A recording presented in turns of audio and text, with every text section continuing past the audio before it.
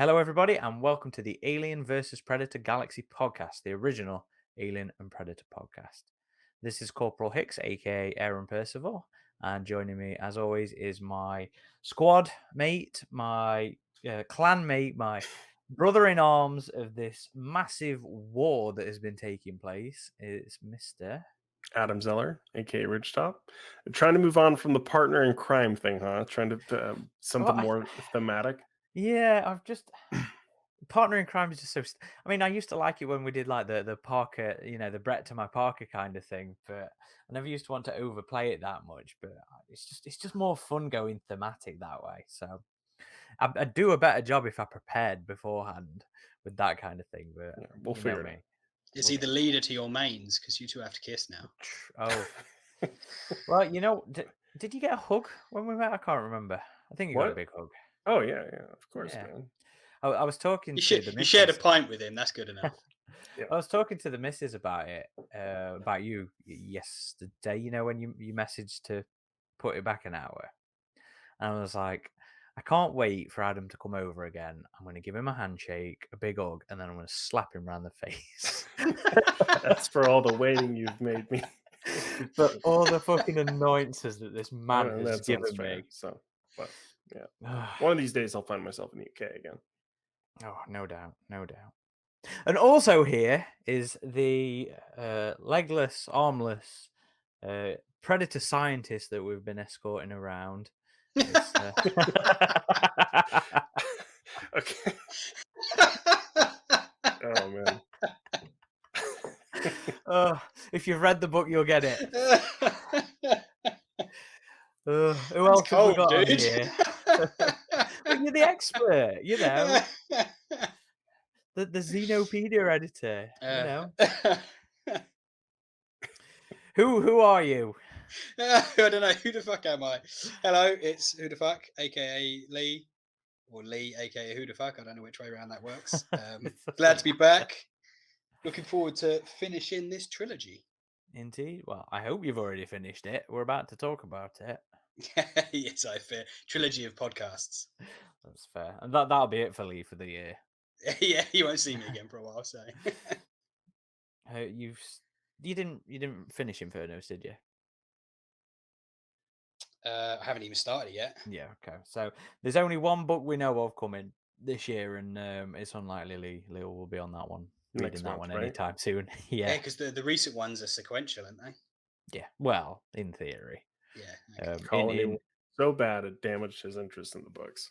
Yes, It did but a little we're bit. not talking Colony War, but No, we're maybe talking good books. yes, maybe Lee will be interested in that one. Who knows? But yes, welcome to episode 161, which is our third and final episode on the Rage War, and we will be talking about Armageddon, or Alien versus Predator Armageddon. Sorry, should I say? It's done, boys. We've finished this trilogy, and it's been a fucking fun ride. You know Yeah. what? I've had the spoilers.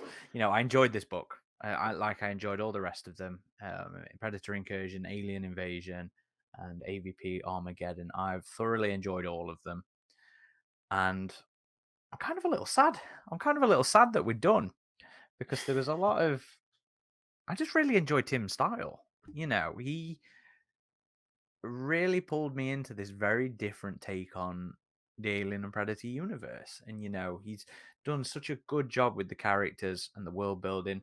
And I'm sure something we'll talk about in here as well. Yeah, you know damn well that it would have piqued my interest. And that's the Drukathi. This very well, it's all Tim. James Moore was the only one who even touched them. Only other person who touched them, and I don't think Jim really did anything in Sea of Sorrows with them. So, very much a Tim creation, and yeah, just reading through these again has reminded me, that I do very much enjoy Tim's work. But before we start, HuDaFuk has he's going. I was going to say has prepared, but I think this one's is going to attempt to summarize the book for the folk listening who might not remember or might not have read it, but for some strange reason have decided to jump in on this podcast. and listen to our thoughts on it. So, Lee, are you ready to try and summarize the galactic spanning war and events of this book? I will give it my best shot. I am cheating a little bit. I'm reading this off of my own Wikipedia page that I think I probably wrote. So a bit of self-plagiarism going on. But anyway. It doesn't count. Okay, so self-plagiarism. yeah, I don't know. There's a word for it. I remember being told about it at university. But anyway, that's not the point. Here we go. Right. So much like the last book, this one picks up pretty much exactly where the previous one left off. And we've got Lilia and Hashori hiding out on Hell. And they're slightly surprised to find that Alexander has somehow still followed them. And is now approaching the station, and it's about to get pretty real. So they managed to convince Django and Yvette Tan to help them escape the station aboard the Satan Savior, which is a mercenary ship. And they sort of get out of Dodge just as Alexander launches his assault on the station. He fills it with xenomorphs. Much slaughter is happening. They bug the hell out. Alexander basically leaves Hell to get ripped to pieces by his aliens and then continues his chase of them. They realize he's not going to give up. So what they manage to do is, through Hashori, they manage to lure him into a predator ambush. And basically the predators just unleash hell on his ship and blow it the hell apart and take him out. So they're pretty happy now that they're safe. Alexander is done. So they carry on towards Earth, where they hope to deliver to humans the technology that Lilia is carrying, that they hope will help them win the war. But Alexander has managed to survive his ship getting blown all to pieces. And in perhaps my favorite moment in the whole series, he repairs his mangled body by grafting bits of his own dead alien soldiers onto himself. So he's got alien arms and legs, and basically turns himself into this horrible hybrid. And then he hijacks a predator ship that has come to investigate the wreck, and continues his chase. While all this is going on, you've got the Rage General Mashima, who has finally arrived at Weaver's World, and he begins his assault on the planet. And he's got just tens of thousands of aliens that he unleashes on the civilians. And unlike previous attacks where they've been going after military targets, this is just slaughter. He just goes after the civilian populace, like maximum damage. He attacks all of the outlying sort of rural settlements that have no real defense, and just slaughtering everybody. And the Marine garrison on the planet, which is led by General Budanov, is doing their best to sort of defend the population centers, but they're just completely outgunned. They can't even scratch the raged landing ships that are coming down until a bunch of predators arrive and sort of wade into the battle and help out. And they sort of do some damage to the Rage fleet, and they also start landing on the ground and fight in close quarters, hand to hand, alongside the Marines. News of all of this carnage reaches Halley and Isa Palant, who are still holed up on the secret Predator asteroid base, where Palant is digging into the captured Rage General that they have to work on, who she's dubbed Oscar in lieu of a real name. And she's working with a Predator scientist, a legless Predator scientist who has this funky, slightly Vries-like wheelchair device that she uses. And the two of them are sort of probing Oscar, trying to work out any secrets they can find about how they control the aliens, what the Rage are planning. Palant has a word with Calacta to discuss what's going on, and through this chat she works out that the technology that the Rage are using originates with a race of ancient aliens that the Predator called the Drukathi. And for a bit of color, these are the dog aliens that first appeared in Out of the Shadows. And even the Predators are terrified of these guys. And Kalacta suggests that the Drukathi, even though they've left, our galaxy millennia ago, he suggests that perhaps they are influencing what is currently happening and sort of orchestrating this war as a means to prevent mankind from becoming too technologically advanced. So they're sort of manipulating events from afar. This, disturbs Palant. She's not sure if she buys it, but she goes back to her work. But somehow, despite the fact they've rendered Oscar's self-destruct inert, he manages to bypass their safeguards and starts preparing to detonate himself. They managed to avoid it, and Halley and co basically just vaporize Oscar with their funky future pulse rifles. And in the android's final moments, Yukita manages to extract the location of the Rage flagship Macbeth. So they now know where all of the Rage high command are holding up. Aboard the Satan Savior, which is where Lilia and the Tans are, the Tans are also doing some research on Lilia, trying to get at the alien control tech that she's got in her blood that she's trying to deliver to Earth. And they learn of what Palant and co have been doing on the asteroid base, and they basically realize that their best chance of beating the Rage is to pool their resources. So they agreed to meet up. But unfortunately, in order for them to get to Palant, they have to go through a drop hole that the Rage have captured and are now defending. So they've got to fight their way through. So they engage the Rage ships in space combat, and where the captain of the Satan Savior uses some very unorthodox sort of tactical maneuvers to sort of, they hold their own. They take out a few of them, but eventually their ship is disabled, and the Rage stick a bunch of aliens on board. And so the crew have to go hand to hand in the corridors with Hashori helping out and fight off these aliens. And they manage to pull it off. They get the aliens, but then the Rage respond by just sending over, so many more. They're done at this point. They can't possibly fight this many. And just in the nick of time, a bunch of Predators arrive and take out all the aliens.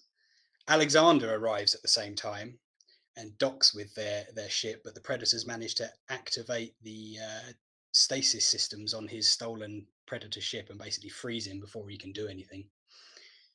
And they end up saving the Satan Savior. Anyway, back at the Yalta asteroid base, Iwacha, Predator. I'm gonna stop you right there.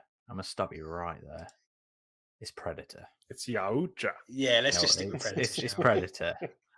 At least that's how the narration of the book on tape, audiobook. Book on tape is not a phrase. How old are you?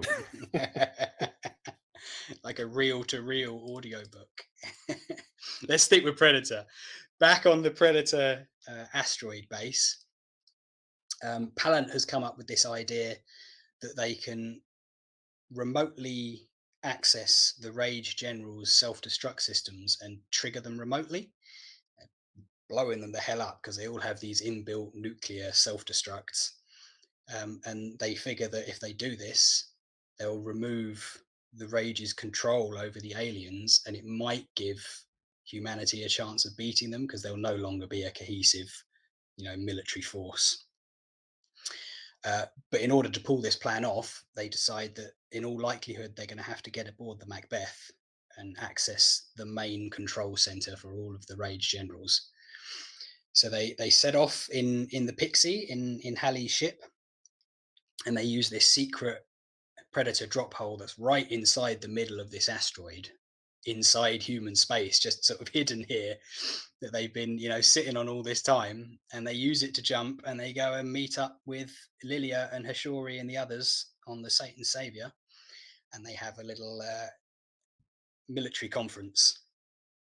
And to test this plan they've come up with, they test it on Alexander. So they jettison him out into space, and then Lilia manages to remotely detonate him. So they realize that they can pull this off. It's just a question of whether they can get to the Macbeth in time to make any difference. So they go after it. When they get to where they think it is, they find it's vanished. And the only thing that they find left behind is a drop hole that the Rage have used their technology to massively update and upgrade. And they realize that the Macbeth has gone through and has, through these upgrades, has performed just an unbelievably long jump all the way to the solar system. They're now going for Earth. So as soon as it comes through, it splits up into these 12 separate ships, and they go after the Marine Central Command Center on the Charon space station. And the Marines, they put up a hell of a fight. They use all of their various defensive weapons and countermeasures, and all of the combat personnel on station, and they put up a hell of a fight. But even they can't match it, and the station is just slowly overwhelmed and completely obliterated by the Rage. And at the last moment, General Bassett sort of sends out a final report, basically acknowledging the fall of the command system, passing command to whoever is next in line, which isn't even clear at this point, because there's the casualties across the galaxy are just so severe, and he is killed moments before the station explodes. But just before it does, Jared Marshall, the Weyland-Yutani executive, manages to slip away in a ship with a couple of Marines, and they are going to enact the doomsday scenario that they've been discussing for some time, which is the complete deactivation of the drop hole network in order to stall the Rage's advance. I mean, they realize that doing this is going to shatter human civilization as it is known, and strand, all these colonists are going to be stranded in their systems. They're never going to reach another colonized system again. But it's the only way they can think of to slow the Rage down. So he goes to this secret command center for the drop hole network that's hidden in this, a supposedly derelict ship that's drifting in space. And they go inside and they access the command center, and they just sit down and wait for a sign that the war has been lost. So with Charon Station out of the way, Beatrix Maloney, the Rage leader, is pressing on towards Earth. And this is her end game now. She's going to take Earth, and then that will be it. But just before she can get there, the Pixie attacks, and she realizes that Lilia is the only crew member aboard, against the advice of her underlings, who are telling her to just, finish this now and just kill her. Maloney, in true megalomaniac style, she wants her bit of satisfaction before she offs Lilia, and has her brought aboard for a bit of gloating. And as she does so, she brings the Pixie is disabled and brought aboard, and as it is, Hallie and her Marines and Pallant sneak aboard in a cloaked predator ship in behind as it's brought in, and storm and aliens are unleashed to counter this. Pretty quickly, it's clear that they're not going to make it to the android command center and carry out their plan.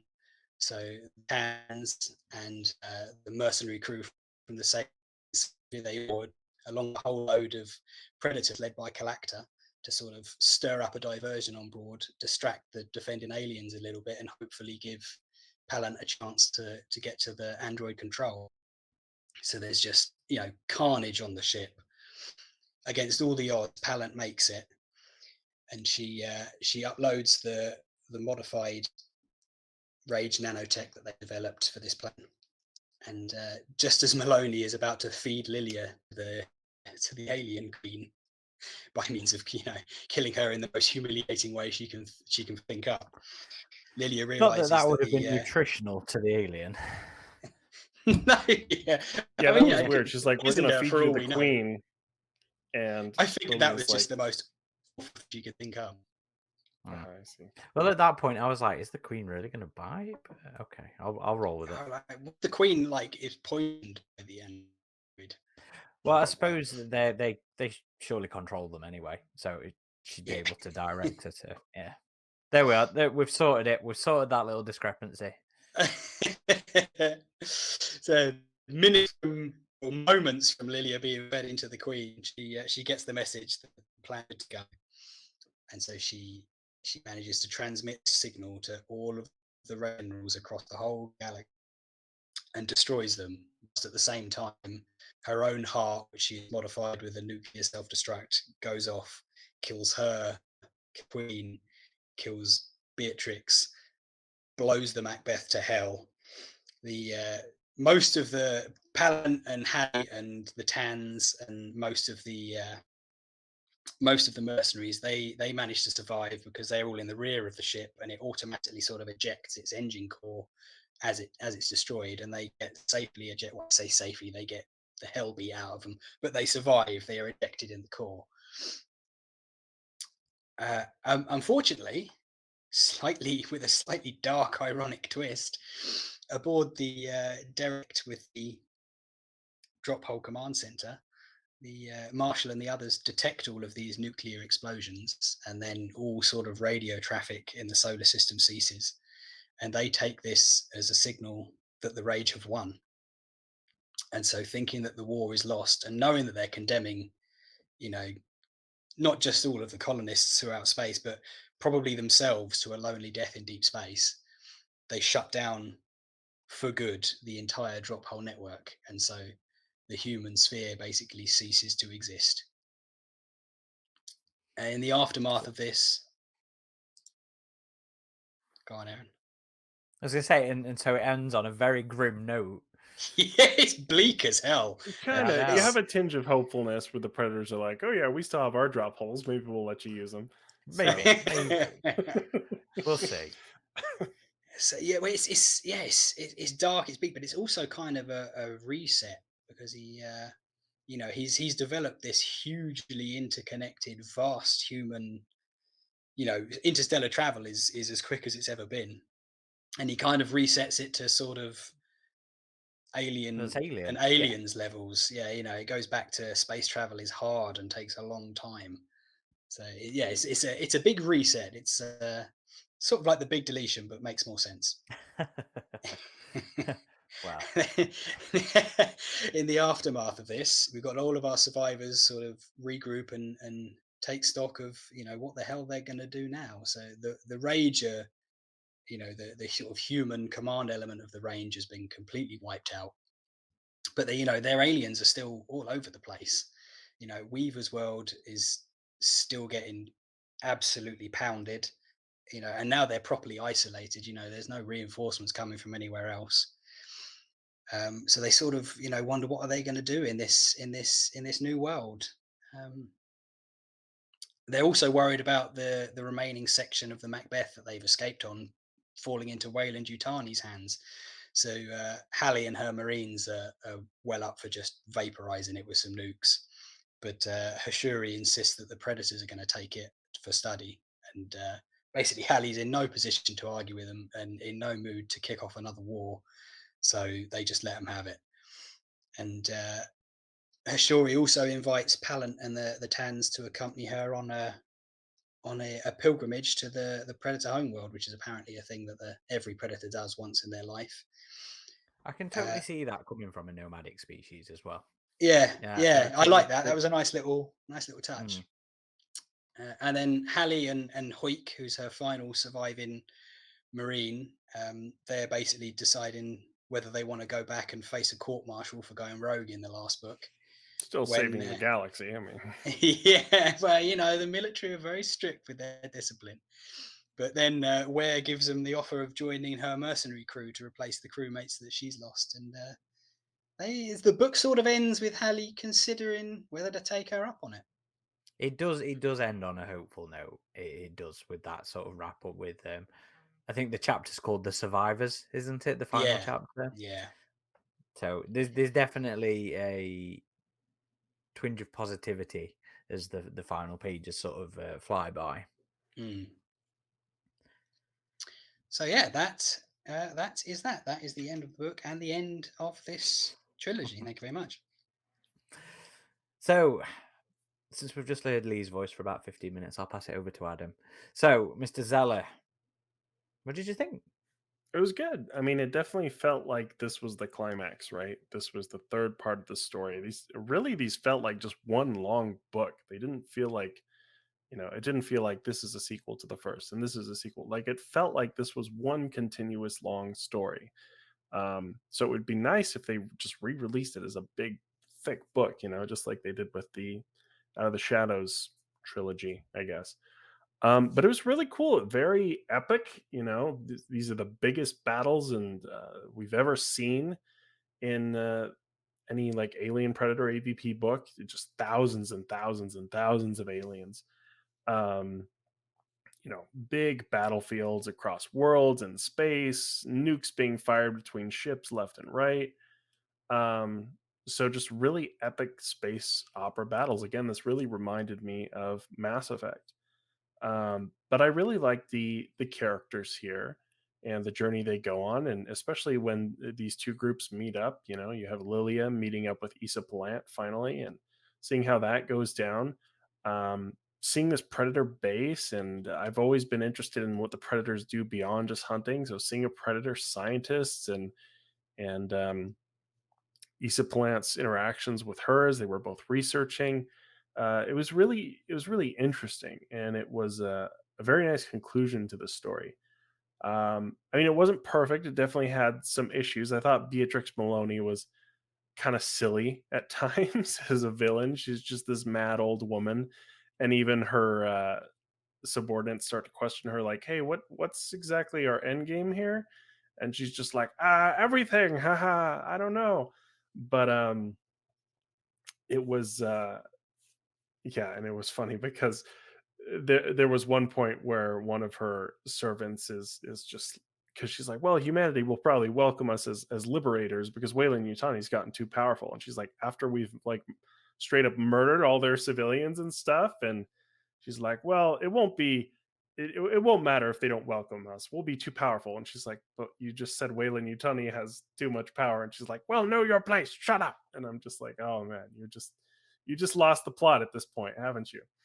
Um, but there were still some really cool epic battles. It was just like insane how the rage was their armies were all xenomorphs and the generals were all synthetics, but there's not much of a race behind the rage. They have like what, 100 shipborne, if that, and a few elders, like it, and they're all just following this crazy woman. So I thought it might have been interesting to see a bit more dissent there. um Yeah, but you get whole rebellions in the second book. I think, I think the descent was sort of firmly established. that's true. So were they among the rage? I thought they were the fine ship. I get the two. Oh, you Yeah, I keep get the two getting them mixed confused. up. No, it was a Yeah, rage. the crew of the Othello Oh, that's right. in They the were like second the book, they all followers rebelled. of They were Wordsworth, right? closer to the original Yeah. And founders leader. Yeah. and you see the scene, there's like a flashback where she originally murders Wordsworth. So that was confirmed, Lilia's suspicions on that. If you don't like team ups between humans and predators, you won't like this book because it's pretty much the most epic human predator team up ever. But overall, there's a lot to like here. If you read the first two and enjoyed the first two, you're going to like this one. Um, it's a nice conclusion to the trilogy. I was engaged. I didn't want to put the book down. Tim Lebbon just has a very it has a really nice flow to like his writing style. Um, I'd love to see him do more writing. As far as something this epic and like space opera in the Alien and Predator universe, I kind of like this as a one-off thing. I don't know if I'd want to see more of this. We kind of said that in our last podcast, right? Like this is cool because it's so different from the norm, but I wouldn't want this to be the norm, you know. But it's a really good read. I'd probably score it I can't remember what we scored the first two, but I'd probably score it the same. They're all sitting around 7s, I think. Yeah. Go on then, Lee. Now that it's all done and dusted with, and did your opinions change from what you remembered of it?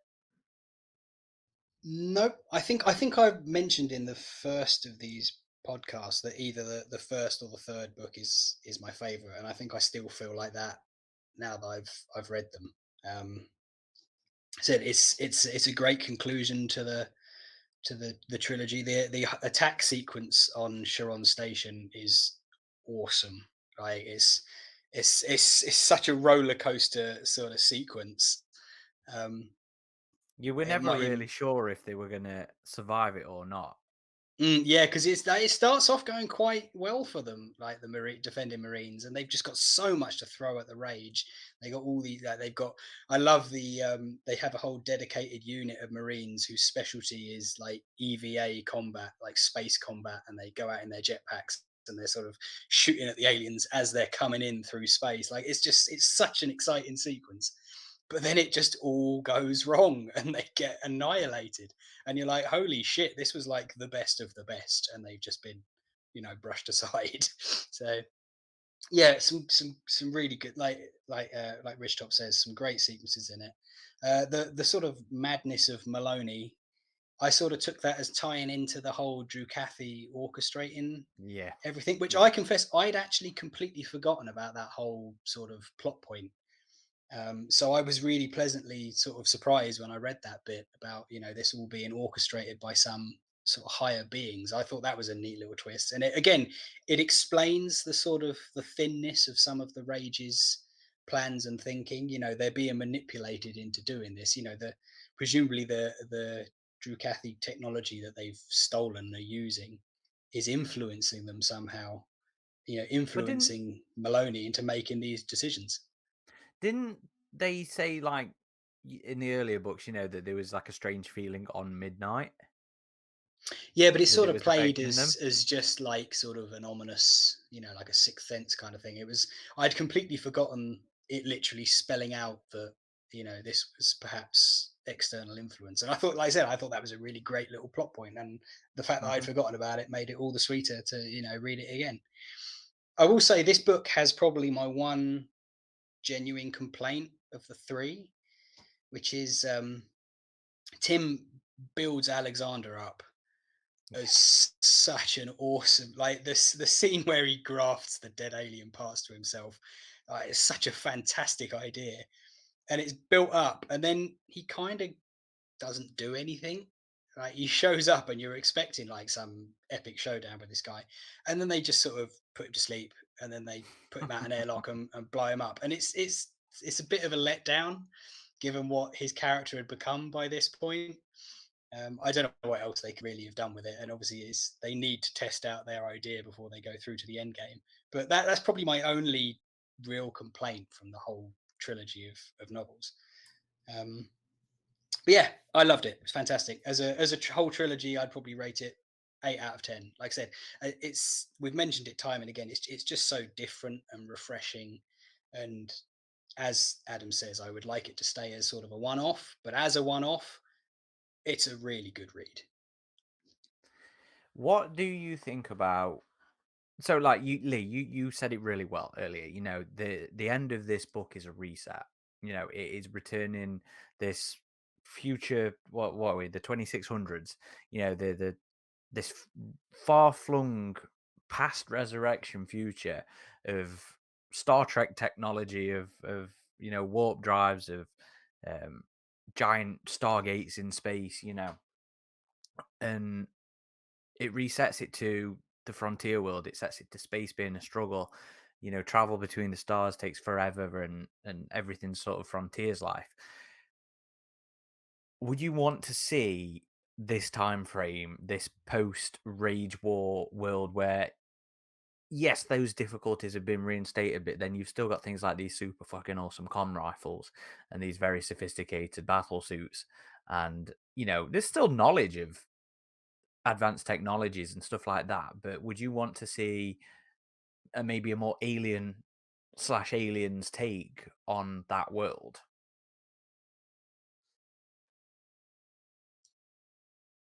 Uh, yeah, I mean, it's difficult because I think, excuse me, I think the sort of level of technology they have, like the aliens had to be a much larger, more orchestrated threat to overcome the kit that the Marines have in this. Like, I think if you just chuck these Marines into a smaller aliens situation, I think they just mop up.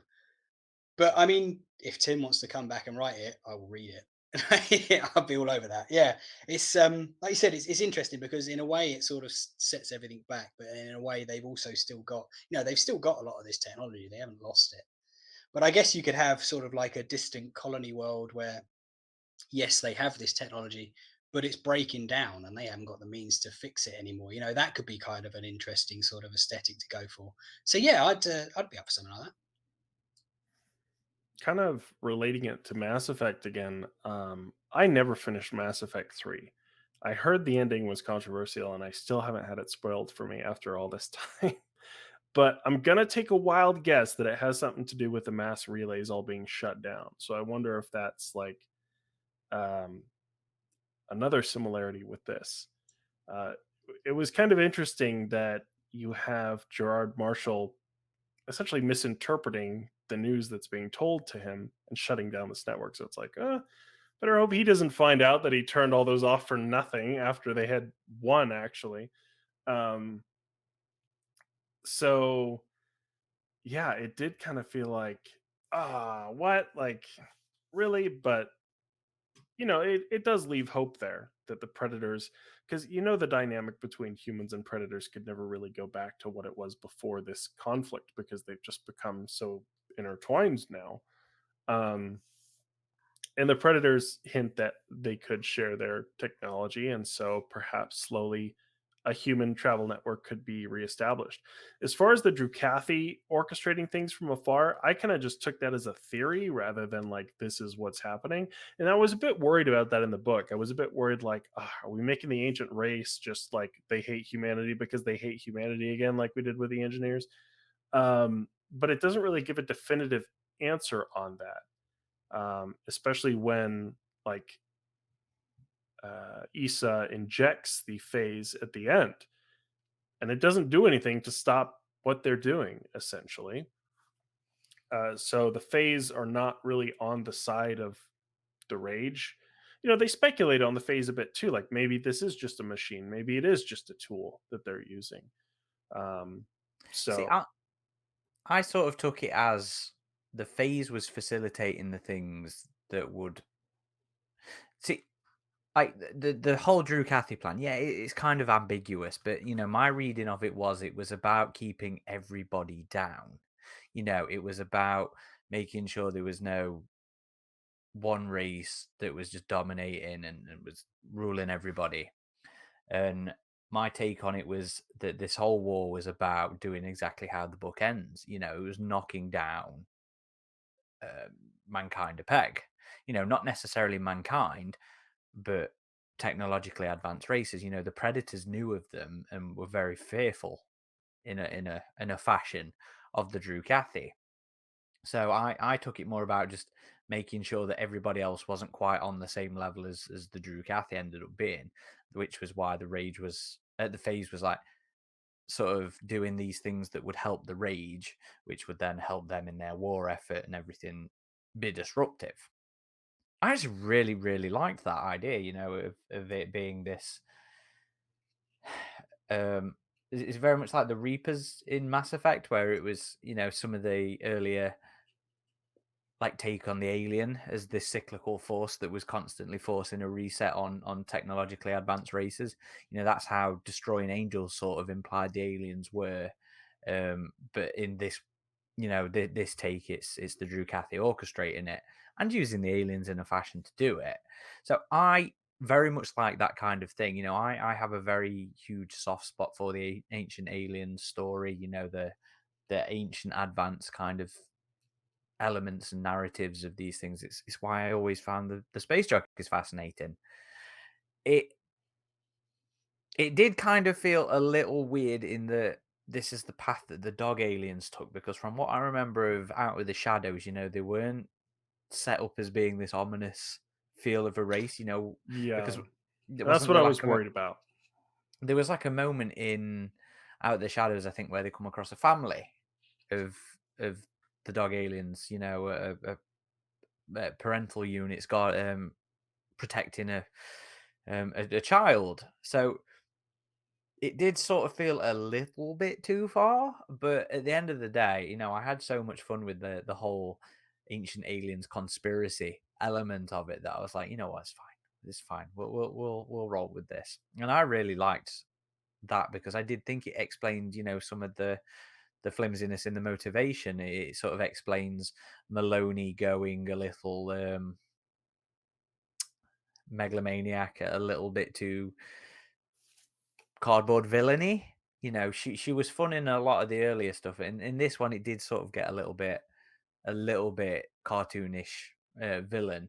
But then it was, the Drukathi involvement, and then the way that the book, Tim used her helpers to sort of highlight the flaws in her logic and her plan. It made it all come together for me with this influence and this awareness of those flaws. So yeah, it worked for me.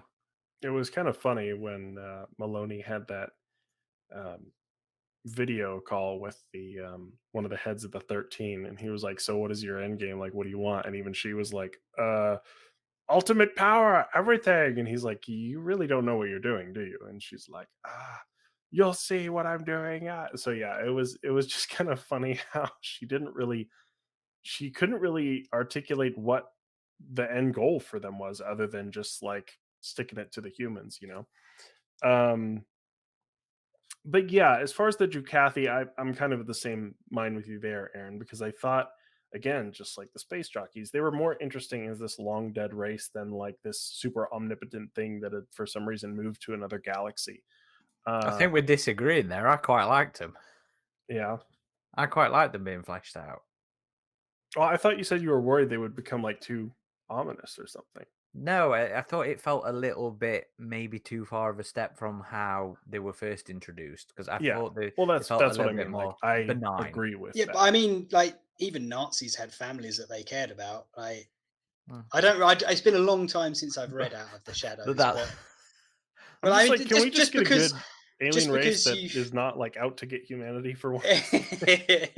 I like mean, just we're all because pretty there was shitty. some, just because there was some dead Drukathi, protecting their young from the aliens, that doesn't mean they're not also mass murdering, sons of bitches. I mean So that's fair, but I mean it has, like I said, the it has been a impression. long time since I've read Out of the Shadows, but I don't remember.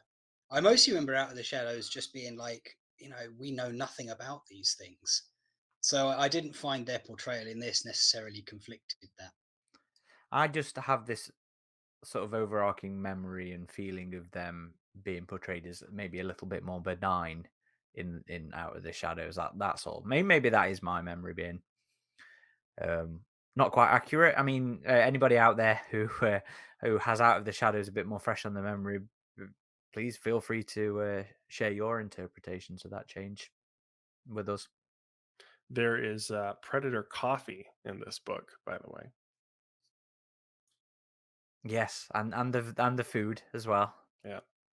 And that was an interesting part of the book where Issa Plant and what was the Predator scientist's name?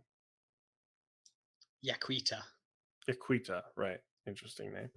Um, they were busy researching this android general while her marine defectors, I guess you would call them at this point, um, they were just kind of chilling, and the predators had these food replicators that would try to come up with things humans would normally eat, but they would only get so close. So it was kind of interesting just seeing them like getting bored and passing the time on this predator station.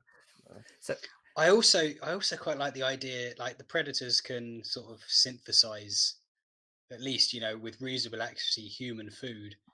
Why would they know how to do that? Like they've been feeding some victims or something. Like I just thought not obvious, but just like a sort of subtle implication there. There was a reason they knew how to do this, and what was it? And it probably wasn't good. Well, one of the marine character does wander the station a bit, and they find like The radio espionage room, station. I guess, where Yeah. they're monitoring all these human communications. The predators are, which I thought was pretty cool because if you think of something like that, it's like, oh, maybe that's how like the berserker predators in Predators would find these humans and select them for the hunting preserve or something like that. I mean, I think that makes sense anyway, because the predators are, they might be the name predators, but they're hunters. They stalk and kill prey, and reconnaissance and observation of your prey is part of that process. So if they're doing it on such a hugely galactic scale, it kind of makes sense that they'd be keeping track of preferred or favorite species. Plus, if they're drawn to conflict, they don't just fly around hoping to stumble on a war. They know where the war is happening. They go there. So. And I got vibes as well of Earth War. I always like those moments with Billy in Earth War where, although Earth War the right, what I mean, the original trilogy, where she's watching all the broadcasts from Earth of all the survivors. I mean, I'm sure it's entirely unintentional, but it was a little moment. And Adam, you mentioned something that I've not really talked about it, but it does actually bug me throughout the trilogy. You said the word replicator. To Star Trek for you. So there's quite a few bits of terminology throughout the series, like warp drive in particular, that kind of it's such a minor bugbear, and it only bugs me because obviously I'm such a big Trekkie. But I you've probably noticed this as we've been doing some of the consultant work. I have a thing about terminology, and sometimes when it kind of makes it's more of a, for us, it's more of a been more of a thing about human predators using human terminology. A big reason why I can't make it very far into Rift War. But with this kind of thing, it's like it's reminding me too much of something else, and it's only very brief, but it pulls me out for these very brief snippets of times where I'm just, it's Picard going engage, kind of thing, where it doesn't quite feel right for what I'm reading at that moment. So very minor bugbear, but it's one of those things that just takes me out of it very briefly. Yeah, I mean it's a nitpicky fan thing in general, but it's the same thing like the Predator ships. It describes them as firing lasers, and I remember when we were doing some work on Eyes of the Demon, we're like, well, they use plasma, they don't use lasers, So yeah, those little nitpicks can kind of irritate you sometimes, as if you're an observant fan, I guess. But I mean, and there was another thing too that was kind of interesting. It's like all these books kind of allude to, oh, we can't let Weyland-Yutani get this technology because they're too big and powerful. You never really see Weyland-Yutani be that nefarious in this. If anything, you kind of see the opposite. Like most of the 13, the heads of Weyland-Yutani have, they just have They're very humanity in reasonable. mind. They're Yeah, very reasonable. even Gerard Marshall, he's kind of like, well, they've all thought I was this company man, but now I have like bigger aims beyond profit. I'm like trying to save humanity here. So I like that though. Hero. Yeah, I like that though. Is Tim took the sort of the way Weyland-Yutani is often depicted in the books and sort of twisted it and gave you sort of their sort of a humanized Weyland-Yutani version of events. It was I dug that. I mean, there's bits of it. I know in the earlier books they were talking about, oh, we need to get our hands on this alien control technology, but like you said, they end up there's that moment where Marshall's getting ready to shut down all the drop holes, and the Marines with him are like, if you do this, you're just as fucked as we are. And fair enough. Like, you're just one of us now. Like, you're not a company stooge anymore. You're just a guy who's just desperate to try and solve this clusterfuck that we're in. I mean, you see little allusions to the company being nefarious, like the Tans are like, we can't let the company get this technology. Not to mention Milt McGilving is like blinded by his loyalty to the company, and so he pulls a gun on the rest and gets himself killed in the second book. So that's like, okay, like they obviously have the company at the top of their mind here, but you never see like Weyland-Yutani. I mean, even when Gerard Marshall is kind of musing about like, imagine what we would do with that technology, we could just do anything. Like, he's never like mustache twirly, he's never like, what nefarious aims could we do? So it's interesting that you have this ominous kind of flow throughout the trilogy of Weyland-Yutani is too powerful, but we never really see them abuse that power much. So it's very grey in its portrayal of the way of Weyland-Yutani, and that's actually quite Alex White in a lot of ways. Tim Lebbon sort of takes that approach with Weyland-Yutani as well. And I think I mentioned it in the last episode, where Gerard Marshall and the General Lee, you're gonna have to remind me the name, Bassett, their interactions humanize them both a lot, and you get that continuing in Armageddon. Uh, Gerald Marshall's Loki, the hero. He's the savior. I mean, sure, he fucks everybody over and resets the status quo at the same time, but he's but he doing doesn't it mean for, to do it. he does, yes. His intentions are noble. He's doing it with positive and heroic intentions of saving everybody. And Adam, I'm going to ask you here. Obviously, Lee probably remembered this, but did you see that coming? The earlier books do set it up quite a bit. They talk about it in the last one as a final resort. But did you expect it to actually go down that way? I wasn't sure. I kind of didn't. I thought it would just be like a tense, like ticking clock, extra thing in the background. Like, no, wait, don't do it. We won. I kind of expected it to be like he would almost shut it down as a moment of tension, but then they would find out that they won. I didn't expect it to actually happen. Um, but again, once it does, it doesn't seem like the consequences are quite as dire as they're initially made out to be. Like you get hints of hopefulness at the end, which is kind of good. And people even say, well, maybe this will be good for humanity. Maybe we need to be a bit more segmented. Um, so it is kind of interesting, but still, it's just like, you just shut it down because you misread the situation. Like, how messed up is that? So I don't know. I guess I didn't know what to make of it. I was just like, well, there goes humanity's way of traveling. Speaking of which, that was something else that was really interesting in this whole trilogy was the drop hole travel. I don't know if you guys ever saw the movie Supernova, but it kind of reminded me of that, where they had to be in Oh, suspended animation, or Event Horizon. Otherwise, they would just either go mad or be physically destroyed. And there was a kind of weird part in the book where I love Yukita, this. the predator that was in animation for a previous jump that was much shorter, insists on just staying awake in their chair. And you're like, how long was her perception of time for that 500 light year jump? I'm like, why did you do that? You didn't need to do that. Like, you were in the animation before. But I think I took that as just her wanting to see what they, because she was a scientist, wasn't she? I just took uh, that as her, because it's established in the earlier books that they can survive drops without being. I think in the very first book, I think Hashori goes through a drop without mhm. being in suspended animation. So they obviously can survive.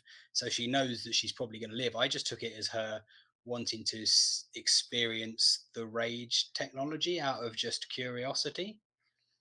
That sounds Like, about right. Yeah. ever the scientist, just this is a once in a lifetime opportunity to see what this is like.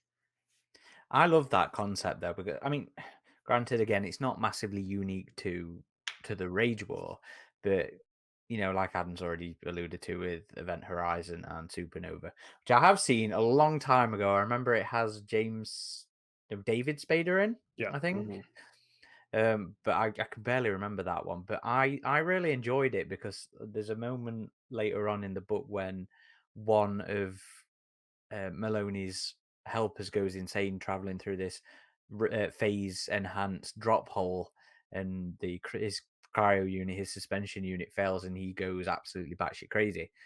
And that's something that a lot some of the earlier books had talked about is the effects of not being in proper suspension when you go through them. So I really enjoyed actually seeing it take place here. And again, it's not unique, but it was nice to see it as part of the Alien franchise. And I think maybe some of the older stuff, maybe some of the Perry novels, um, kind of alluded to that kind of thing with the Einstein drive. I think they called it in the earlier novels. So that was cool. It was a small part of it, but it's again part of the world building because it's something Tim alluded to in the past, and then you get to see it happening here. He really did keep track of what he was doing very well with the Yeah, world yeah, building. he must have had a solid crib sheet for these books, because there was a lot of that sort of, little things that can just be dropped offhand in an earlier book that then later on will sort of come full circle. So that was top notch. How did you So guys feel about the xenomorphs in this one? I like that they seem to retcon them needing to breathe in space. If I remember correctly, they sort of implied it in the second one, but it was not a thing in this one at all, from what I remember. No, I think when they put them aboard the Satan Savior, I think they do have I mean, there's they have someone thruster packs. maybe that's what it was, yeah. So I'll mention that scene because that's probably the most traditional alien alien encounter that we get in the book when they put them aboard the Satan Savior and the crew and Hashori go hand to hand with them. Like that's probably the most sort of straight up traditional alien sequence that happens in any of these books that I can remember. That's what I liked about these because we've mentioned the space opera style so many times, but they also have some more traditional sort of sequences and elements in them that ground them as Alien and Predator stories. So I thought the way that Tim sort of juggled them and gave you just enough of both was another big tick. Yeah, I agree there. You have these classical moments, but then you maybe not quite on the scale of the galactic elements, but then you go on to these big urban city warfare kind of bits as well, where you then also have moments of the aliens in the subway system or their equivalent of the subway system that feels very alien in terms of it being like this enclosed location. And it's also things we've seen like in Eternal, and it also gave me sort of flashes of the arcade game, the SNES one, I think it is. I always get them mixed up, where it's in a city. So Mhm. it was very Alien and Predator in that way, but also not a setting that's very used that often. So it was still kind of fresh in some regards like that. But no, I totally agree with you. And it was cool to read about these epic battles bigger than we've ever seen in any like alien thing for sure. And yeah, you did have those darker moments where they were fighting in the underground tunnels, but I don't know if the xenomorphs are really given too much character in this one, even compared to the other two in the Not trilogy. at They're all. just this mass swarm, and you don't really have those kind of expected of Alien, those moments of intimate terror with a single individual xenomorph. It's more like what is happening with them as this overwhelming force, and like we had talked about in previous episodes, Aaron, like dealing with the acid, like if you're just killing these aliens on such a mass scale, like what happens with that acid buildup, what does that do? So stuff like that was more interesting to see, but part of me does wish we had more of those kind of intimate horror moments with an alien, but I don't know, maybe not, maybe this just wasn't the story for that sort of vibe with the alien. But I think that the nature of this story and the scale of this story kind of pushes them to the side. And in some regards, that can be frustrating. We will often complain and whine about some interpretations of the aliens in earlier EU pieces where they are portrayed as this mindless swarm of, you know, unintelligent creatures that it's just a wave thing. And sometimes that's not satisfying. Again, it's something we whine about, it's something we complain about. But you kind of get away with it in this one because of the sheer scale of the story that Tim's trying to tell, but also in the fact that the aliens are being controlled, they are being used, and this is the way that their generals are using them. So it's kind of forgiven, but then on the flip side of that, it's also like, yeah, well, couldn't you find a better use for them? But it's one of those things where the overall satisfaction of the story, the narrative, the entire thing kind of makes you forgive it, I think. I mean, it does touch on some interesting things with the alien a little bit in terms of the android generals and how connected they are with them. And it was talking about uh, one of the generals that could like just feel all the killing the aliens were doing, and was like, you know, just the way it was described was really dark and cool. At the same time, though, at the end with the queen right there, I was like, "Oh, is the queen finally going to get free and like get her revenge?" And even Issa, Did I you think, think she is was going to get Maloney? kind of, yeah. I thought she was gonna like have the ultimate vengeance with Maloney, and was it maybe it was Lilia who was like, "Oh, is the queen just kind of resigned to her subservience now, or would she like what would freedom be like to the queen or whatever?" So I was kind of hoping we'd see an alien rampage against the Rage on that ship, as like them getting Wouldn't have that theirs. been stereotypical though? Maybe it would have, yeah. I guess it's the same thing with Alexander, right? Like, wouldn't it have been stereotypical if he, with all these alien limbs, like just tore into these folks? And it's like, no, they just kill him in his sleep and nuke him after they shoot him out into space. Like, okay, all Let's this buildup with him, like attaching these alien limbs to him, like, but let's talk Alexander then. Lee obviously fucking loves it. How did you feel about the whole grafting bits of the alien onto him? I was like, well, won't the acid like melt the android? Like, so, It and I think it oxidizes after mentions, death. yeah, it's the Metal Gear explanation, right? It's just nano machines, son. The nano machines do it somehow. Um, but I don't know. Yeah, the image of some android with alien limbs and a piece of alien head was kind of a cool picture in your mind, like. So like I dug the concept. I was like, all right, these are super advanced androids with alien nanotechnology, whatever, I'll go with it. So yeah, you just didn't really see him get to do much after it other than sabotage a predator ship and go after him.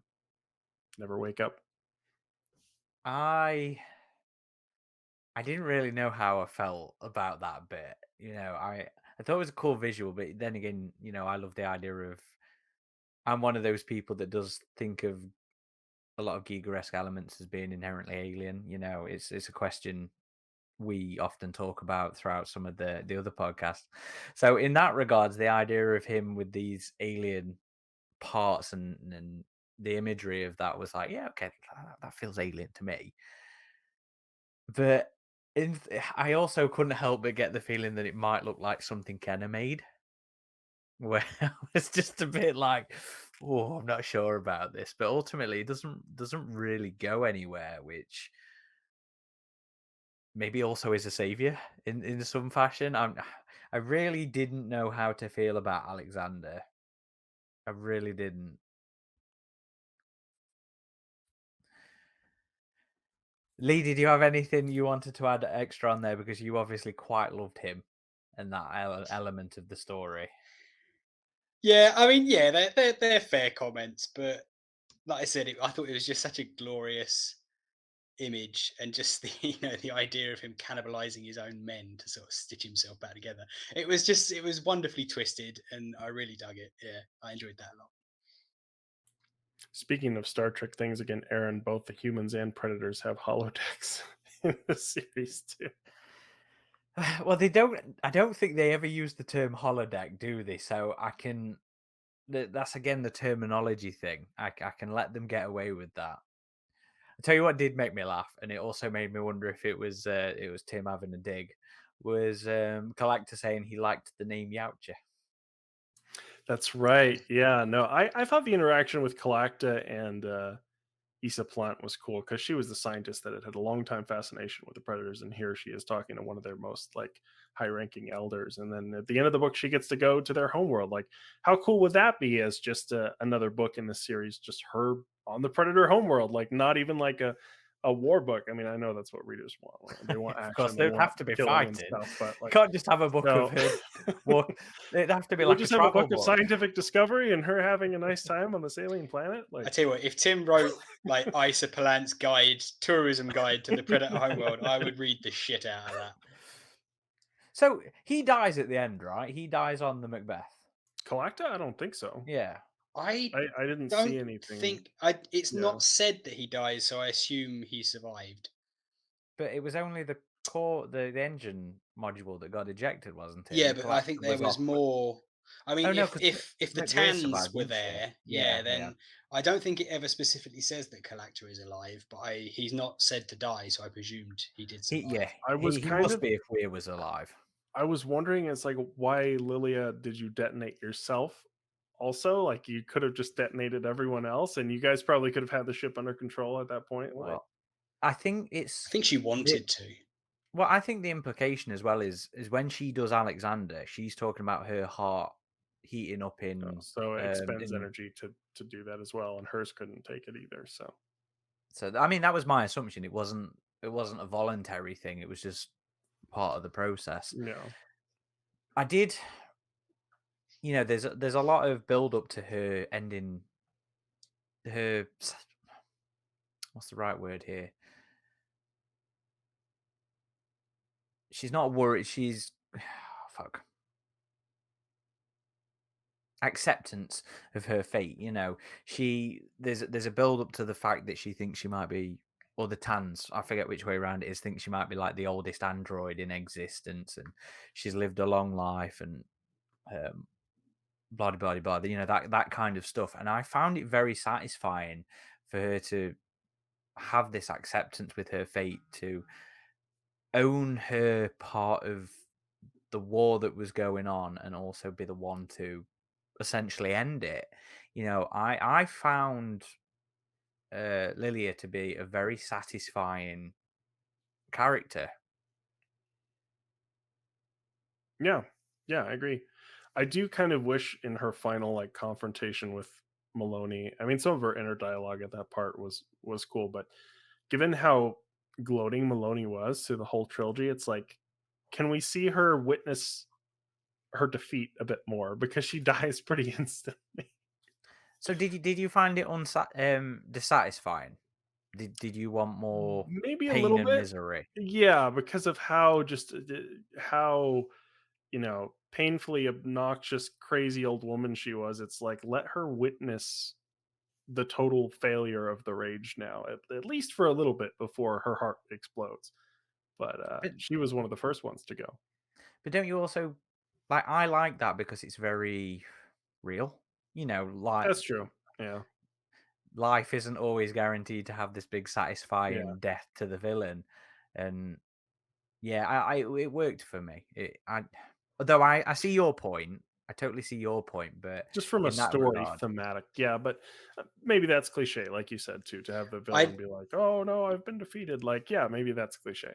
I kind of liked how, like, because Maloney was doing all the gloating, Lilia didn't gloat. She just got on with that shit. I Yeah. I thought that was a nice sort of contrast there. When the time came, she didn't do any gloating. She just pushed the button. Well, it was interesting how Maloney just felt like she was in such a defensive position against not only Lilia but the a human, one of the 13, Bassett. Is that who she spoke to? It's Barkley, isn't it? Does she speak Barkley. to yeah, That's Barkley? right. Bassett was the Um, Bone and Marine general. and she's just like you feel like she's almost trying to convince herself more than she is them Yeah, that was of a great like, little exchange. yeah.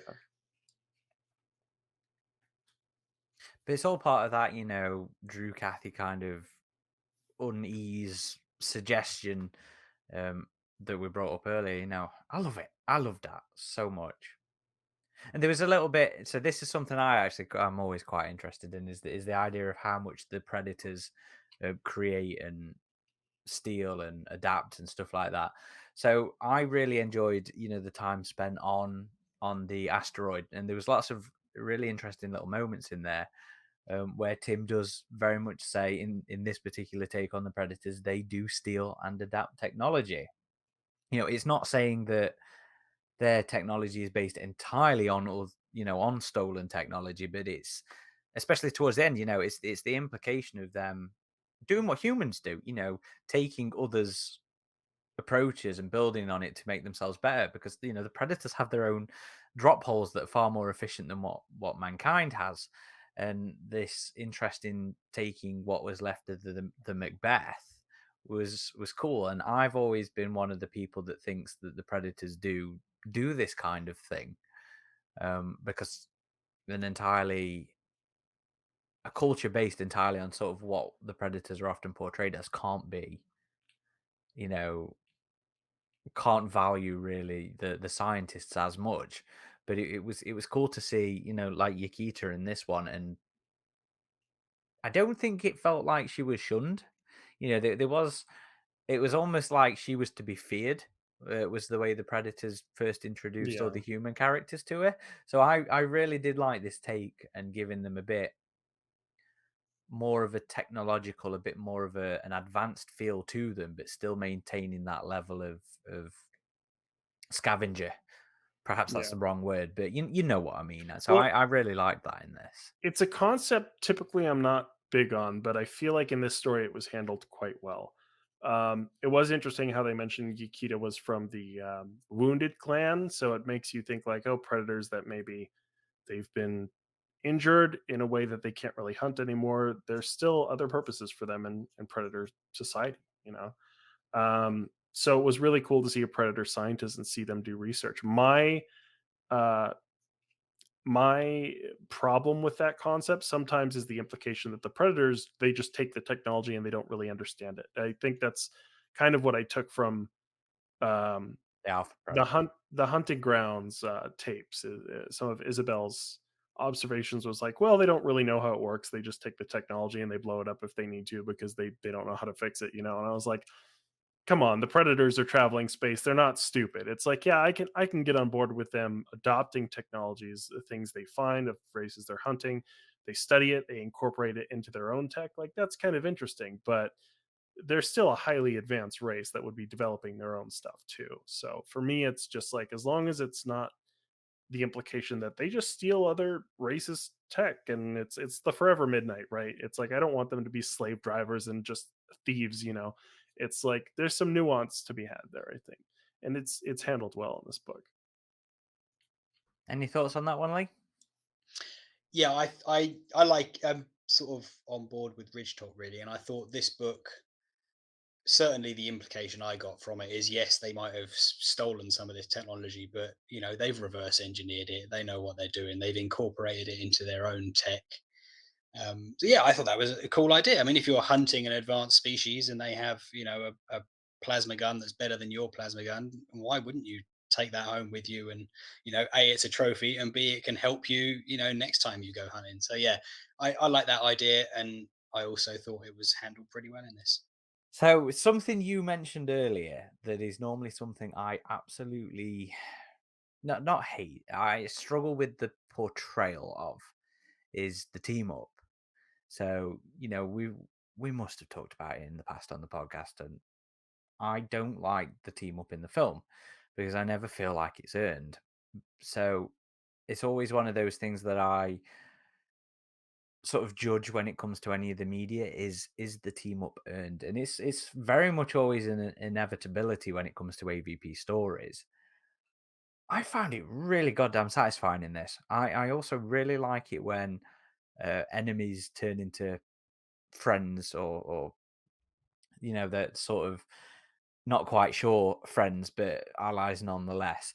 And I really liked the way it was handled in this. I thought it all came across very nicely, and there was just something so satisfying about. I mean, it did run the risk of becoming too happening too much, but it was the idea of the predators, showing up through the smoke and destruction and decloaking and getting stuck in and helping humanity out. And it was through, I think, Hashori and Yukita really sort of personalize, make it personable, with their interactions with the characters. So it felt really well earned and really satisfying to me.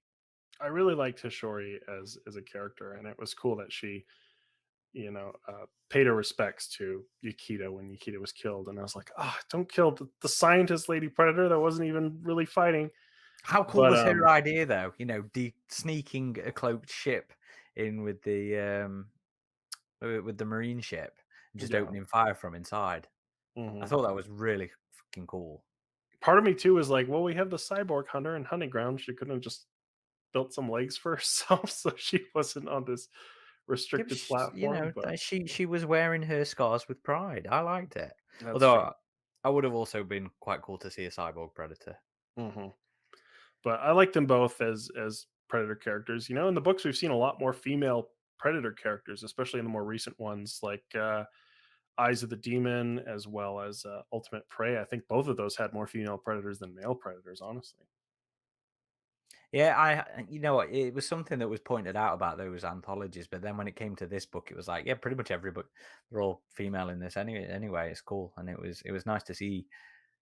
If I remember rightly, Tim's portrayal of them was more in line with what I liked of in them not being, So no boobs. busted. Yeah. Yeah, I mentioned this when we did the last book. There's no boobs here. This is a boob-free zone. But I But agree with you, Aaron, in terms of like the once adversaries now allies thing with the predators and the humans was handled really well in this. Even on Weaver's world, like seeing the skirmishes of that and like the human survivor just saying, "Hey, help us," and the predators follow them down into these underground areas. So seeing some of those interactions was really cool as well. I like how they explained the name behind Weaver's world as well, like these spiders that they found that were non-dangerous there, but were still super creepy, even though he's making a Sigourney Weaver reference with that. Yeah, that But was he sort of dressed up the obvious nod as with its own sort of in-universe explanation. That was a neat touch. I do kind of resent the idea of my ship being the one bringing destruction to a place named after Sigourney Weaver. I'm like, is this some commentary on fandom, Tim? What at are you least you getting at got to here? be the hero in into Charybdis. Yeah, but I went out like a bitch. If I remember, was that No, wasn't you that come how back the from that. captain? That was a red herring. You come back from that. That was how the captain described the character, wasn't it? Yeah, but then Yeah, you actually survive for a minute, don't you? You come good in the end. I remember that because I remember enjoying that. that was cool. Did you have any thoughts on the team up, Lee? I don't really know your opinion on that particular not stereotype. Plot point Plot. concept. You know what? I'm really Yeah. struggling with the brain today. Yeah, it's like as a concept, it's not something that's ever bothered me. It's all in the execution. Like much like you said, I didn't like it in the film, um, but in this, it was fine. I thought it was also quite interesting in this, where like most times when you see a predator human team up, it seems to be the human earns the respect of the predator. But going back to the first book in this, that's not really what it's about. It's mutual desperation. Like the predators don't admit it, but they're just as desperate as we are. And so I thought that was an interesting twist on it. It's not like, we've earned their respect. It's like we know that we need each other, if we're going to live Yeah. through this. So I thought that was a neat twist on it. And yeah, I thought Tim handled this really well in the book. So It I dug always it. it feels satisfying. It doesn't feel Yeah. contrived, or it doesn't feel like it doesn't fit into the narrative. It's not one of those. It's not like AVP where it's done for the sake of it being done because it's a thing that AVP stories do. Yeah. It just feels so natural. You did have one moment of like horrifying focus on the xenomorphs when they went into detail about the harvesting of the humans in cryosleep on the flying ships and how like not all of them woke up and a few of them did, and there was like a symphony of screams and cracks and gore and all that with all the aliens they were spawning. And I think, isn't it like one of the generals checks in on the scientist and she's all Yeah. crazy obsessive about, oh, you'll have 16,000 aliens That soon, that and like was that was Mishima's scientist, if I remember rightly. So, you know what? That actually might be a little bit of a negative towards Tim here. Is like Mishima's dropped fairly early on. Starts out as being this major sounding character of the book, and then much like Alexander, seems to just disappear. So it kind of feels like maybe there are a few threads or a few characters that aren't really seen through to a satisfying sort of conclusion. Weaver's world in general, you don't yeah. really find out what happens there. Like the last time you see it, they're still in the ship. And then at the end of the book, you never really get. I know there's not really a place to sort of catch up with it. I'm not sure really it even needed to catch up with it. I feel like leaving the fate of the planet hanging was a fine sort of style choice, but it doesn't ever really get a sort of a bow tied on it like the main cast do. Yeah, it's kind of left hanging. Did that bother you guys, or was that I a mean, non we thing for did you? follow this character on Weaver's World a little bit, so I was like, oh, what happened with him? Did he make it? Like, so yeah, on some level, it's like we kind of left this thread hanging a little bit, and yeah, I thought the alien scientist of the Rage would have more of a prominence as well, Aaron. So there were a few things I thought could have been explored or resolved a bit more, for sure.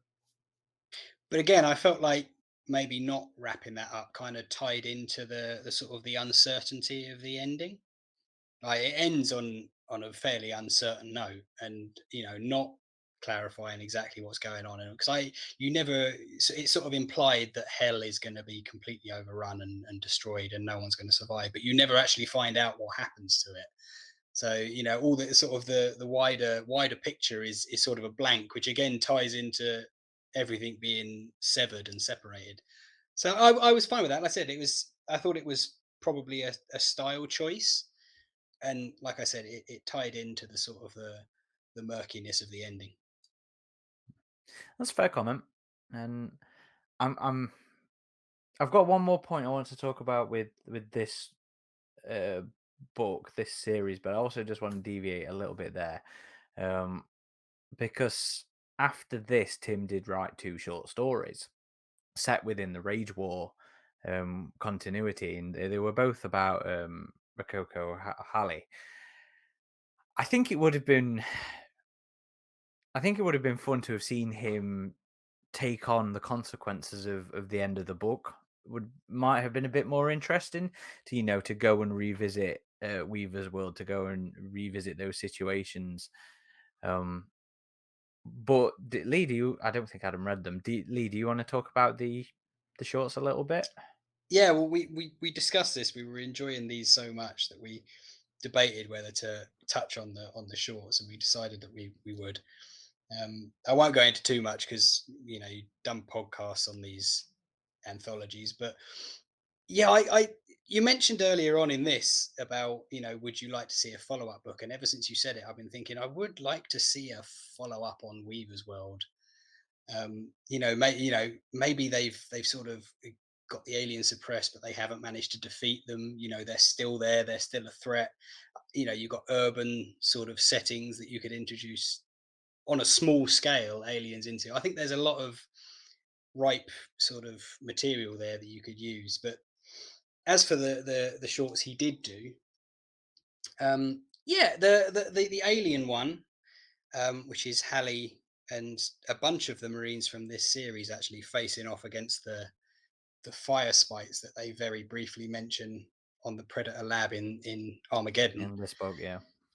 Um, it was okay. It felt a little bit by the numbers, if I'm honest.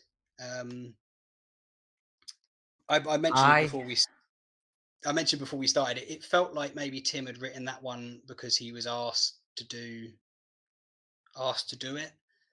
Whereas his Predator short, which is Halley encountering and fighting a predator, which was mentioned in first book. Incursion, the very first book, that was brilliant. That Mhm. was really good. It's a thoroughly enjoyable read. It's got all the sort of usual AVP cliches in it, but it's just done in such an entertaining way. It's a really cracking read, and if you enjoyed the Rage War, I would recommend you giving that one a spin because it felt like the Predator one actually tied into a lot of plot points that are mentioned in this trilogy, whereas the Alien one didn't so much. So the Predator one really felt like a proper sort of full-blooded prequel to these, and it was also a cracking read. See, the alien one feels very inconsequential to me. You know, it's a very sort of standard kind of feeling alien story where they show up, everything's abandoned, and oh shit, no, it's not. There's some creatures here, and they show up, kill some people, and then they go. That's about the extent of the feeling of that book because it's not told through Halley's point of view like the Predator one is. The only thing I really liked about the Alien one was the fact that it ended on that sour note that I really enjoy, and that Tim sort of ended the rage war on, of this character being left behind because people think she's dead, and she's just sort of surrounded by the fire sprites. So yeah, I wasn't a massive fan of that one. It was okay, but that is unfortunately also the best you could describe the Aliens anthology anyway. As an overall package, it was okay, generally poor. But no, the Predator one, which opens, I think it Yes, opens the first Predator one. anthology, whereas the Alien one closes out the Alien anthology. Brian and Jonathan actually really liked Tim, because I think Tim's Predator short also opens Eyes of the Demon. Unrelated to the Rage War, by the way, but also really cracking. But yeah, no, I agree with Lee. The Predator one was very satisfying. Felt like there was a lot more meat to it, and that Tim was having fun with that one, and it was very interesting to. I think it was also one of those sort of reactions to some of the initial complaints about Predator Incursion, with the Predators being underpowered when it came to fighting the excursionists. And this Predator that they run across in the short is definitely not underpowered. Yeah, it's been experimented on for months and is sort of falling apart, and it's still a bad motherfucker. Like it just rips them to pieces. It's yeah, like you said, that was. I remember the uh, If It Bleeds. That's it. I remember If It Bleeds being good, but I was honestly quite surprised by how good the Predator short was, and I think I'm probably gonna have to go back and read the whole anthology again. Oh, the whole anthology was brilliant. I did read that short, the one in If It Bleeds, but it's been a while, and I didn't really have the full context because I had not read the Rage War trilogy yet. So I do want to go back and read that again. I would say that you will get a lot more out of the Predator short if you have already read the Rage War, because there's so many sort of references and tie-ins to it. And Lee, if you haven't read Eyes yet, have you? The second anthology, Predator No, anthology. no, I haven't. Yeah, again, it's not related to the Rage War, but you should go check that one out, because I'm fairly sure Tim's short in that opens the anthology, and it's another Okay, really good one. I'd go give that one a read. okay. I might blitz Right. the two of them actually. So I had one last note to bring up as a talking point, and it was, what did you guys think of the solution with the generals? This idea of reversing their connection to the aliens. How satisfying did you think that was? I thought it was pretty good. I thought it was an interesting, because there's a lot of questions of, oh man, how are they just going to defeat this overwhelming force? But it was kind of a solid plan. It was interesting to see, um, even the predators, Hishori and Yakita, when it was tested, they were like impressed with what the humans had come up with, or at least what Lilia and Issa and the Tans, I guess, had come up with. Um, so yeah, I thought it was sound. It would make sense that these generals would have a self-destruct mechanism, so that if they were captured, they could be destroyed. One of them tried to use it in the Yatja base, so, and that was how they Well, essentially discovered it. Rommel did in the second book, blew Oh, himself up. that's right, in the cave, Yeah, yeah. so And we were it's set kind of, up. yeah, we were kind of like, well, they ended his character too quickly. We thought there would be an escape through the caves, but yeah, maybe he saw there wasn't really a chance for him there, and then See, I bring it up because through a lot of the early parts of the book, it was so wishy-washy.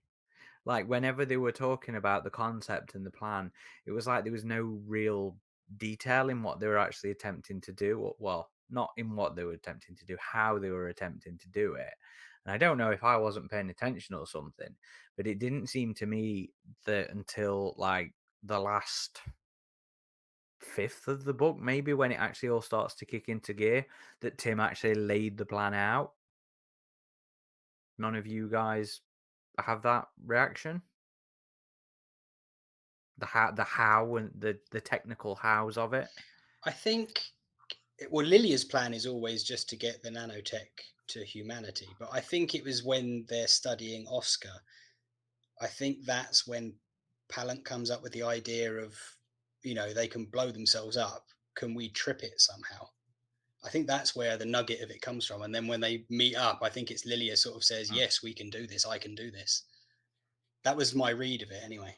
It was kind of an interesting thing that you had these two independent groups that were both researching the technology the Rage was using, and they found out about each other, and they were like, "Hey, we need to meet up and combine our knowledge because that's where our strength will be here if we do this."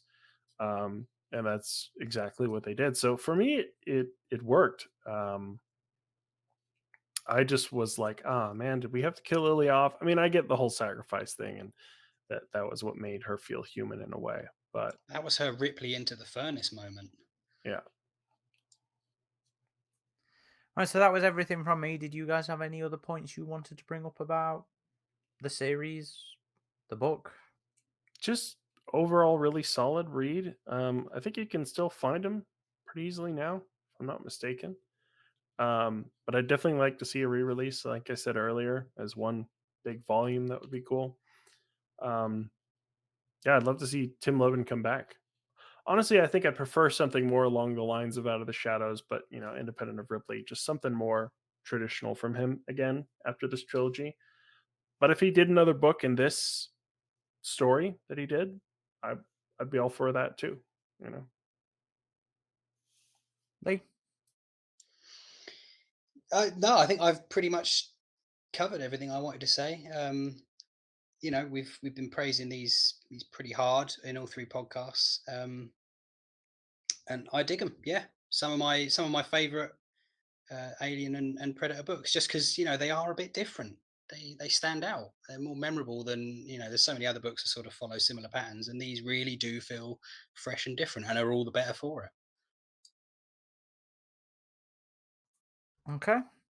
And I never really gave a score, actually, to start with. I never really gave an initial impressions, but I think it's pretty clear that I've really enjoyed these myself. did you ever do a written review? Yeah, I did a review of all of these ones. It's only the more recent stuff I haven't done reviews of yet. Um, but we know that's been a lack of enthusiasm, shall we You say. gave it a 7.2. So I would still settle around about a 7, around about an 8. I think I have been a little bit more nitpicky in this one, but I think that's because I've slightly woken up more for the new year. But I mean, for the things I have nitpicked, I do very much enjoy the Rage War. I had memories of liking it, and I'm so glad that we finally got around to visiting it for this podcast, which meant revisiting it for me. And it's been such a satisfying read. It's been a unique read. Like we said all along, like we said in this one, it's not. I wouldn't want to return to this exact kind of soft hard sci-fi as I called it. But I would like to revisit the world and the continuity that Tim did a set up in the Rage War. I would like to see what happened to Hishori and Iceplant and the Tans, and I would like to see. I'd be quite happy with just a story set on one of these colonies that was separated that has no idea what happened. They have no idea if the Rage defeated mankind or not, and maybe they assume they did because the drop hole shut down. I think there's a lot of things that somebody, whether it was Tim or whether it was another author, could play with in this particular narrative, and I'd very much like to see that explored, or just see Tim return. And I can't wait to see what this tease thing was between him and Audible that was um, sort of teased. I forget when it was. A good few months ago by now, it must have been. I imagine we'll find out around Alien Day, to be honest. If it's Audible, then it's going to be some sort of Alien Day related release If like all the it's other ones have been. if it's an adaptation of this, that would be tricky to do.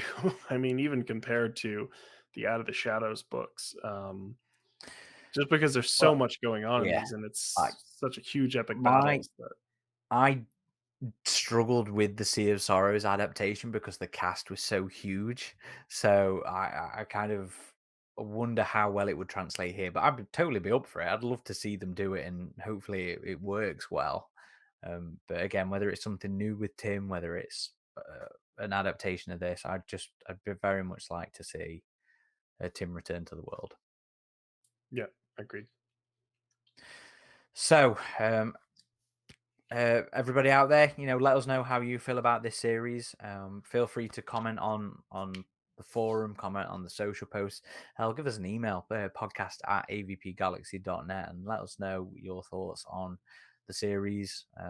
And if you have any comments on any of the things we've raised, any disagreements, any agreements, feel free to write in and give us a shout. We always appreciate it. We'd love to hear from folk. Very, good or bad, prefer the good, but the bad is also welcome as well. If you are listening to this on a podcast platform that lets you leave reviews, again, please do. It all helps in our visibility to people, to other fans, and we want to reach as many fans as we can. And on the same vein, if you know anybody who's interested, please do feel free to share the episode, share the show with those folk. Adam, where can folk find us online?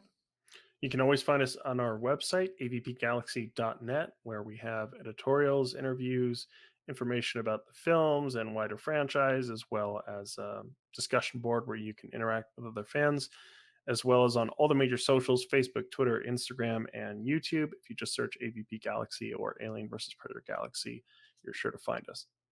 And we've also got a TeePublic. I'm wearing one of our exclusive designs right now. For our audio listeners, it's an alien head with some Predator wrist blades through it. And there's a reverse of this also available of a Predator head with an alien tail through it. So that's on our TeePublic page. Go check those out. I love these designs, but not many people have been buying them, which is a shame. So if you want to support the website, if you want to wear some cool fucking alien and Predator clothing, head on over and check that out. And speaking of supporting the website, we will be launching a Patreon soon. We're still working out all the details with that. Maybe it'll be up by the time this podcast goes live, no. but No. Okay, maybe not. No. But because keep an eye out for to, that. That is something that's in development. I do have a concept for some Patreon exclusive series kind of thing, and I would like to get some done and ready before we launch. So it'll happen. We'll see how sometime this year. Sometime this year. Yeah. Lee, do you want to pimp out your ride? Yep. My Xenopedia, well, the site that I co-admin, Xenopedia is avp.fandom.net. I'm never sure of the new address, but I'm certain it is .net. Just type Xenopedia into Google. That's you will find it, or even AVP Wiki should bring it up. Drop by, contribute, get involved. Be great to see you there. So, I think we are going to be visiting Marvel's Alien next. And, well, I'm not sure the order we're going to do this in.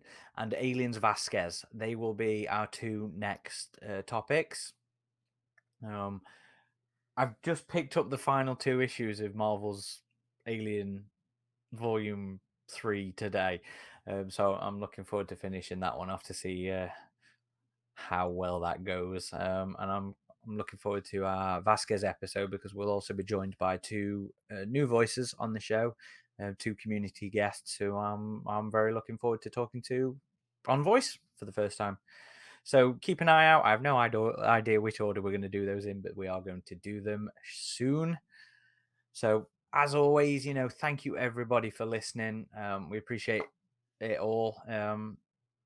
If you want to contact me personally, I'm on Twitter @_Corporal Hicks. If you'd like to follow me personally, it's @RidgeTop21 on Twitter and Instagram. Well, this has been Corporal Hicks. RidgeTop. And probably for the last time in a little while, who the fuck am I? I just want to say, actually, cheers for inviting me along for the 3 of these. I've really enjoyed revisiting these books.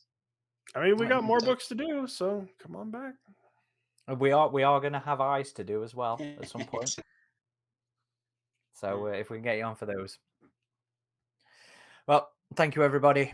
I've already forgot what sign off we used to do for AVP. I feel like it was, "Are you looking at me or the clock?" That's a good one. But yeah, this is us signing off.